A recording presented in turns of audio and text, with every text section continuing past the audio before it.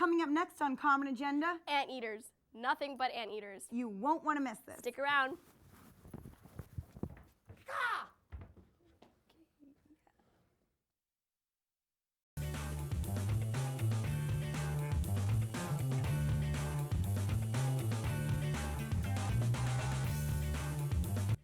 Well, hi everybody. I'm your host, Claire Kerr, and this is Common Agenda, the show that brings you the news, upcoming events, and more from around Emerson College. Now, I know you're probably all bearing down for midterms, but I'd really appreciate your undivided attention. Same goes for you, Dad. Now, with that in mind, let's do the news.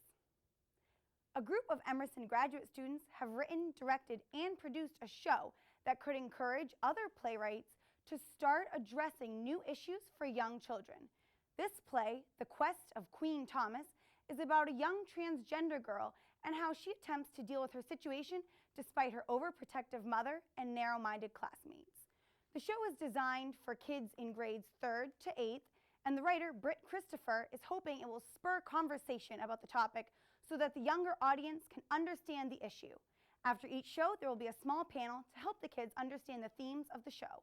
This production opens February 26th and 27th at 10 a.m. and 7:30 p.m. in the Cabaret. What a great addition to Emerson's theater scene. One Emerson alumni is skyrocketing to fame. Jillian Prager Defrin produced Vampire Academy, a teenage vampire movie, because for some reason, people, Twilight just wasn't enough vampire coverage. Defrin was featured in the Boston Globe when she recently attended the premiere of the movie alongside her father, Michael Prager. But what's way more interesting than that is that Defrin run the movie's Twitter account. Seems like some Emersonians are pretty good with keeping up with the times. Even I'm learning to do cool things with my smartphone. My grandmother taught me how to change my ringtone the other day. While spring is just creeping up here on us in Boston, the students out at Emerson's LA campus are having fun in the sun cleaning up the beach. After waking up at 8 a.m., the evenly tanned do-gooders split into teams and collected trash from across a local beach. What a great way to do something good for the community. I know I'd be more motivated to do good for community service if it was warm and sunny rather than wet and cold, like here, all the time. I gotta get to that LA campus.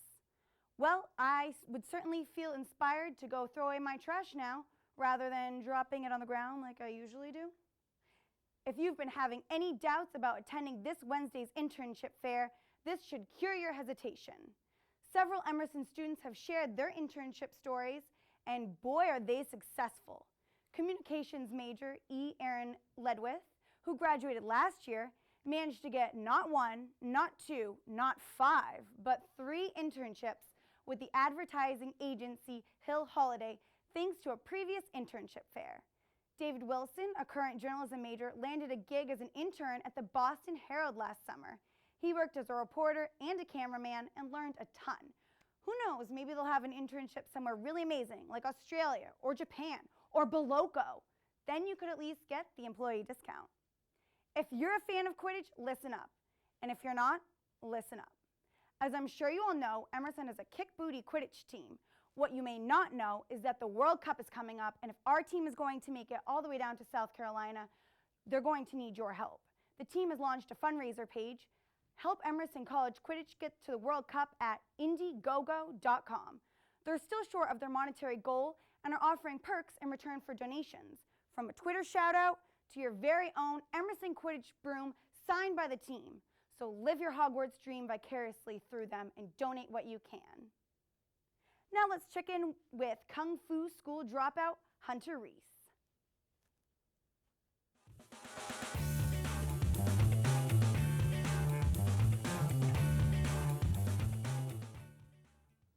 Hey guys, today I'm here with Emmy Hauptman and Caroline Ullman, the two of Emerson's funniest women from the Girlie Project. Good to have you here today, guys. Thank you for having us. So I hear you have an upcoming show after break. Yes, we do. We have our next show on March 27th, which is actually my birthday, and we've already begun writing sketches for it. It's our first sketch show of the semester. Last week we had a stand-up show, but this is going to be our first sketch show with our sketches, so we're really excited, and we've already begun preparing. Well, it sounds like a perfect way to celebrate your birthday, and I'm sure I'll see you there. So, personally, one of my few flaws is that I am awful at sketch comedy. Do you guys have any tips for me or any Emersonians who might be interested in trying out for a sketch comedy troupe? Well, if you're writing a sketch, it's really important to keep it short because a lot of times people will write sketches that are 6 and 7 pages long, and by then the joke is sort of like dead. So 4 pages and under is usually what we do in the Girlie Project is our ideal length. And there are 2 main types of sketches. There are like the plot and joke-based sketches, and then there are character-based sketches, which I prefer personally. Character-based obviously follow a character, like Target Lady and SNL is a good example of that. And then there are the others that are sort of more based on kind of a twist at the end or a joke in the plot. So 4 pages is a good length. How long is 4 pages usually, time-wise? I would say like a page a minute. Okay, that makes sense. And now, what do you think is the weirdest character that you guys have ever done? I know hers. Well, my first ever character that I ever created is named Bloody Rain, and she's an angsty teenager who writes poetry and lipstick on the walls. Sometimes with blood. Interesting.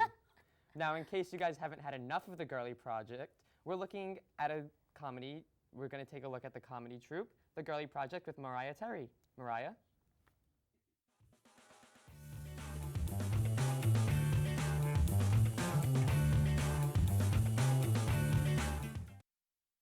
With a school that is 65% girls, there are bound to be a ton of funny girls somewhere, and I think I found them.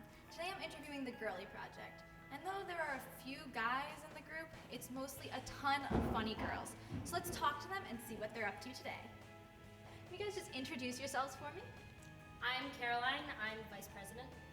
I'm Emmy, I'm the president. I'm Sam, I'm just a member. What exactly is the Girlie Project?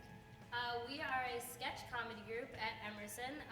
We started out, it started out being an all-girls comedy troupe, which is why it's called the Girlie Project, and they did female, since they're all girls, it was like female comedy, but now, we have boys in the troupe now, and it's just promoting, we don't do sketches about, rape or anything like that, or, we try and keep it off of that kind of topic, and that's it. We just do funny sketches.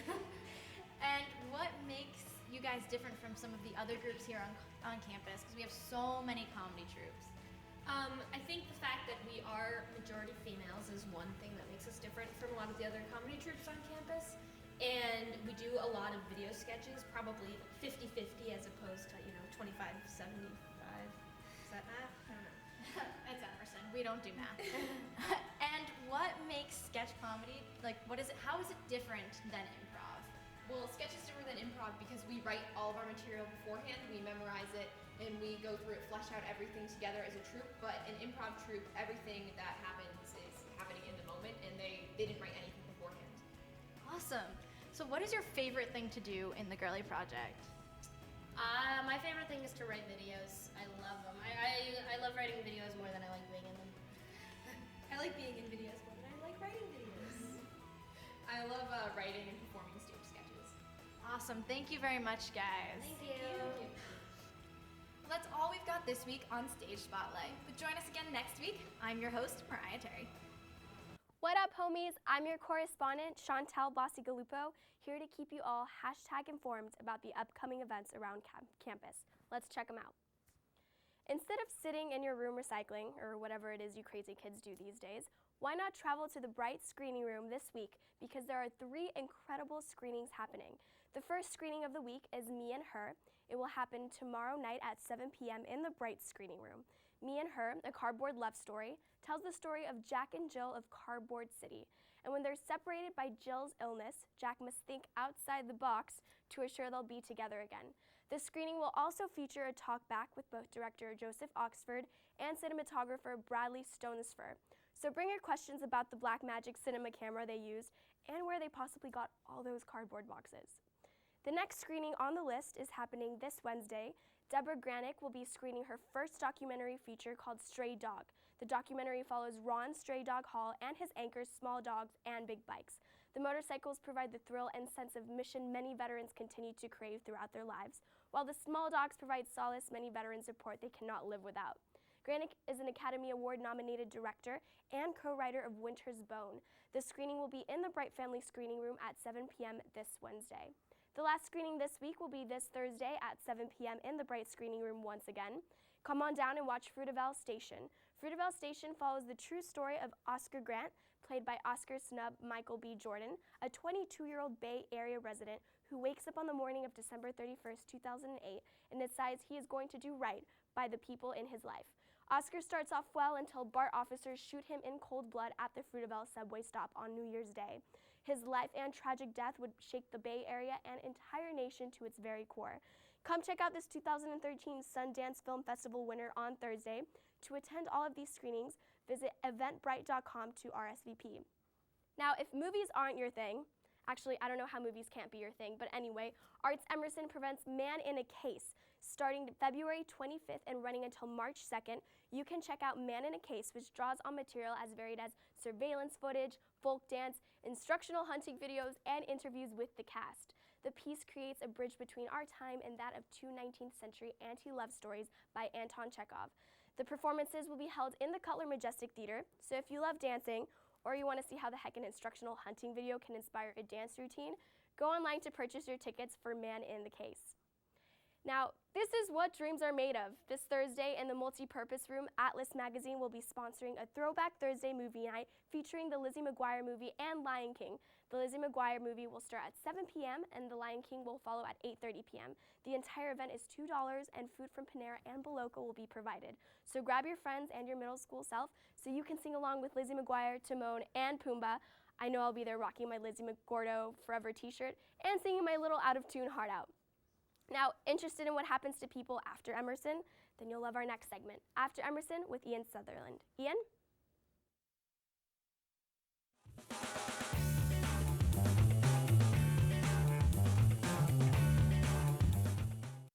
Reporting with After Emerson for Common Agenda. Today I was lucky enough to speak to Tyler Sanborn, 2009 Emerson alum, currently works with marketing agency Arnold Worldwide. So Tyler, thank you for being with us today. Sure. Got a couple of questions for you. We'll start with, what year did you graduate Emerson? And can you tell us about your major and how you decided on a final major? Oh, sure. Yeah. So I graduated in December of 2009 for all intents and purposes, but was originally part of the class that was set to graduate in May of 2010. The major that I had was originally a film major, and then I did what's known as the Individually Designed Interdisciplinary Program, IDA.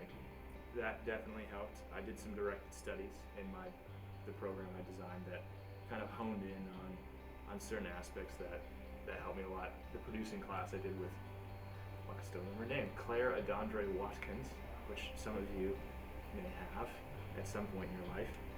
So that was mostly film, but it gave you the building blocks for producing as a whole, because no one really knows.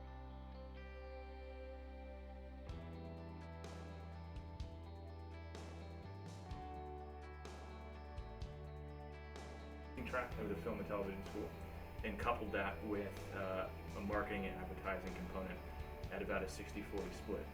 Can you tell us how long you've been with this company, Arnold Worldwide, and what exactly you do with them? Sure, yeah, so I've been with Arnold for 3.5 years. But currently, I begged my way into the digital department, and that worked out okay. And through a series of couple promotions, I'm now a digital producer, and I work on Truth, which is an anti-big tobacco campaign that has since decided to move on, create their next chapter after 13 years of that, so give or take. If you could take a look back at your past self when you were studying at Emerson, what advice would you give to yourself in order to prepare for what you're doing now? Yeah, I really can't give you an answer. I'd like to say there's no regrets. So thank you to Tyler for sharing his time with us. We learned quite a bit about him and what he does in the marketing department. Thank you for watching. Once again, I'm Ian Sutherland reporting with After Emerson for Common Agenda. Thank you.